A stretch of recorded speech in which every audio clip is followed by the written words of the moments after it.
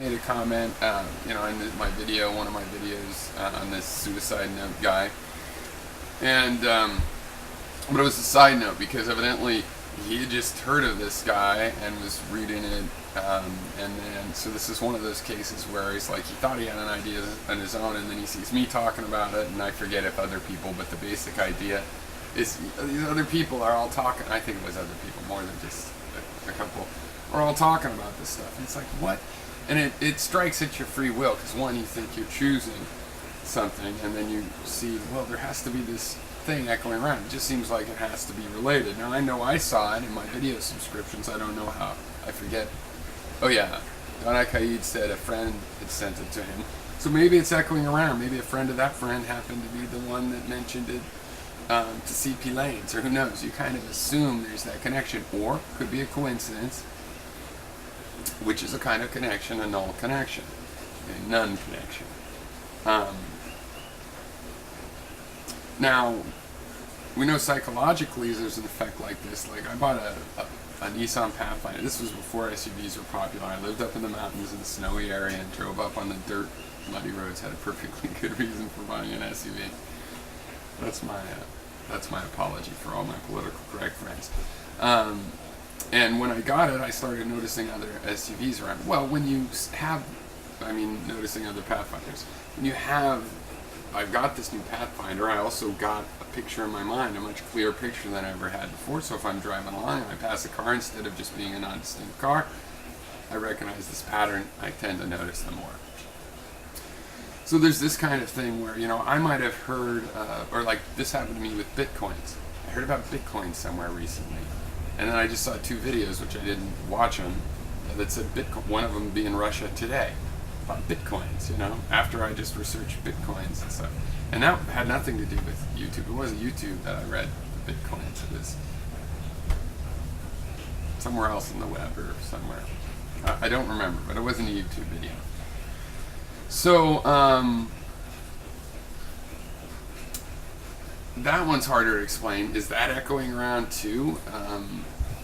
Well, there's an interesting thing to take this into the quantum biology realm, because it's an example of talking about quantum biology. One thing people don't like about like a quantum computer mind is, it'd be able to do magic. But the magic I think it'd be able to do is like factoring, or is knowing if a number is prime instantaneously, stuff like that a computer can't do. That would be magic, enough to count as magic. You're not going to really get something that you don't already know at least a hint of. But you might get something really new. Well, anyway, here's the thing. How do quantum computers work? Basically, in a quantum computer, everything happens at once, and you make the thing you want, the solution you want, more likely.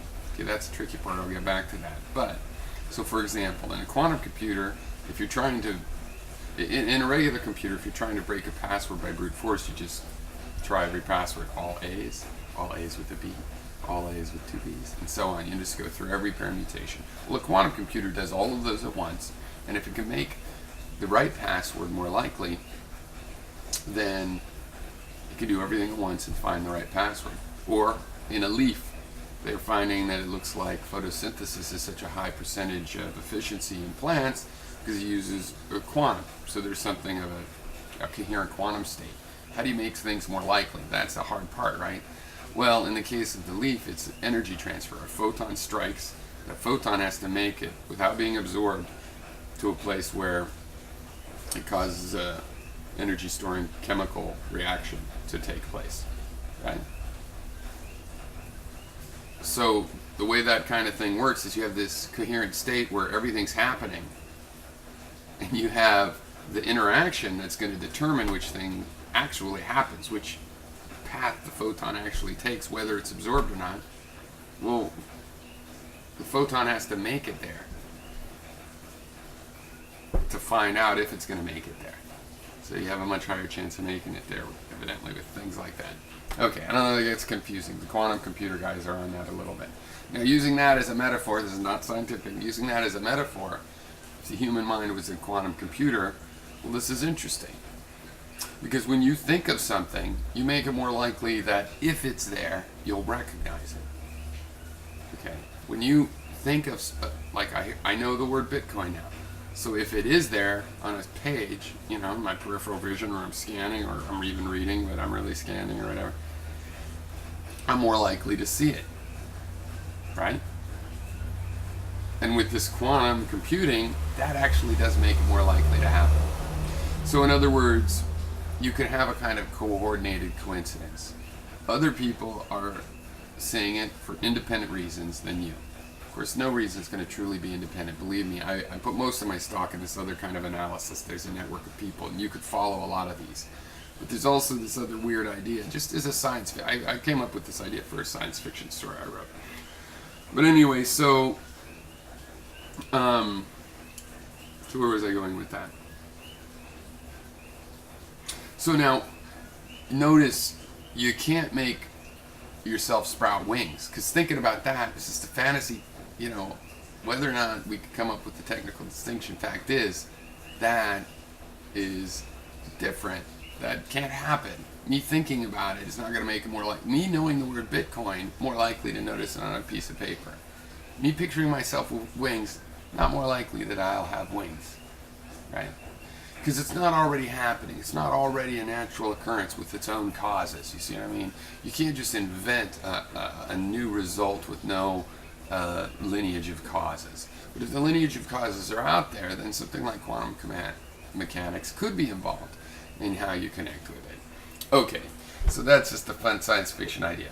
What I really think is that it's a fun science fact idea about network effects and how networks work, and how as fairly intelligent animals, we can both be in this individual state where we think we're having a totally free will experience, and some of our will we witness as too coordinated to be likely free. And at the same time, we do notice that, so we're still part of that, but we noticed it, right, too? So we're also noticing that there's this network of ideas banging around, and they're impacting us. Might be after the fact and hard to put your finger on, but that you can see that it's part of the game at all is pretty interesting.